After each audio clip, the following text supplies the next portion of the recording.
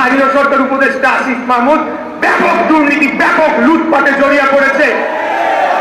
আর হাসিনার আমলে 15 বছরে পিয়ন কামাইছে 400, আর এখন 9 মাসে কামাইছে 350। এই হলো গিয়া এদের দুর্নীতির মাত্রা। এবং জনগণের ট্যাক্সের টাকা তারা এখানে চুরি করে, তারা তাদের যে পোষ্য ব্যক্তিরা রয়েছে তাদের মাধ্যমে সেগুলাকে লুটপাট করে তারা আর্থিকভাবে লাভবান হয়ে তারা ভালো লেগেছিল, মজা পেয়ে গিয়েছিল, যার কারণে পরবর্তীতে আমাদের এই আন্দোলন শুরু করার পরের দিন যখন লেজ ফুটায় আসিফ পালায় গেল সত্য হয়ে থাকে। এর বাইরেও আরো অনেকগুলো অভিযোগ এই উপদেষ্টা আসিফ মাহমুদের উপর বিরুদ্ধে এসেছে। আমি গতকালকে আহ্বান জানিয়েছি, আজকে আহ্বান জানাচ্ছি, দুর্নীতি দমন কমিশন যাতে নগর ভবন সহ স্থানীয় সরকার মন্ত্রণালয় সহ সকল জায়গায় যেখানে এরা অফিস করেছে সেখানে যে এগুলা যাতে সুস্থ সঠিক তদন্ত করে তাদের বিরুদ্ধে যথাযথ আইনি পদক্ষেপ নেয়।